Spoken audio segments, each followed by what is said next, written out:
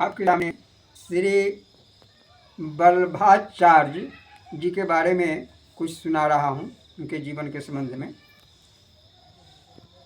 वैशाख कृष्ण 11 संवत 1535 को चंपारण रायपुर में श्री वल्लभाचार्य जी का जन्म हुआ था। उनके पिता थे श्री लक्ष्मण भट्ट जी और माता श्री इल्मा थी। श्री लक्ष्मण भट्ट जी 7वीं पीढ़ी से सब लोग सोम यज्ञ करते चले आए थे। कहा जाता है कि उनके वंश में भी सोम यज्ञ पूरे होने पर ही आचार्य जी का जन्म हुआ था। श्री वल्लभाचार्य जी ने काशी में श्री माधवेंद्र पुरी से वेद शास्त्र का अध्ययन किया। 11 वर्ष की अवस्था में आपने सब शास्त्रों का ज्ञान प्राप्त कर लिया।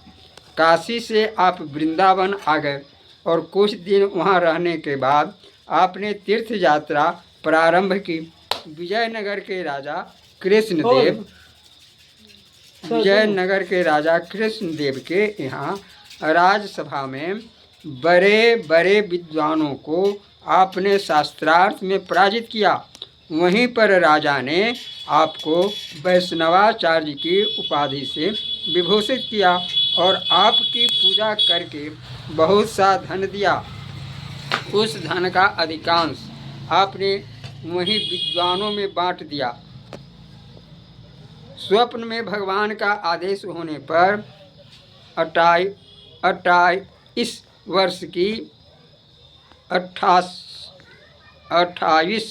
वर्ष की अवस्था में उन्होंने विवाह किया। इनके पुत्र श्री वल्लभ विट्ठलनाथ जी के रूप में स्वयं विट्ठल भगवान ही प्रकट हुए थे, ऐसी भक्तों की मान्यता है। जीवन के अंतिम दिनों में श्री वल्लभाचार्य जी काशी में रहते थे। कहा जाता है वहाँ हनुमान घाट पर गंगा स्नान करके वे खड़े हुए और सशरीर परम धाम चले गए।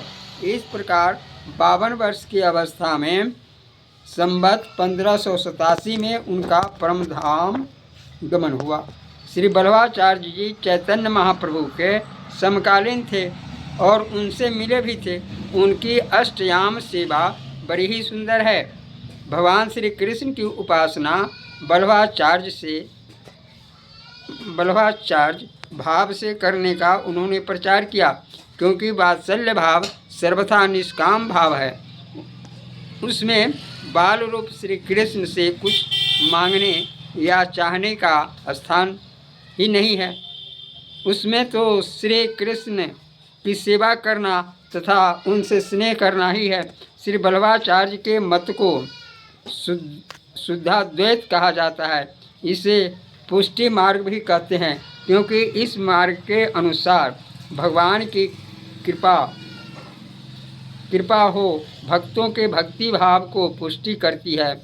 यह रुद्र संप्रदाय कहा जाता है। भगवान शंकर इस संप्रदाय के प्रवर्तक आदि गुरु माने जाते हैं। श्री वल्लभाचार्य जी के समय ही सूरदास जी हुए हैं और उन्होंने आचार्य की शरण ले ली थी। अष्टछाप के अन्य कवि भी वल्लभाचार्य संप्रदाय के ही थे। उनके काव्यों में श्री कृष्ण प्रेम की अद्भुत रस धारा वही है। जय श्री सीते। यह प्रसंग आपको अच्छा लगे तो कृपया इसे बार बार देखने का प्रयास करेंगे। आधा दिन बोले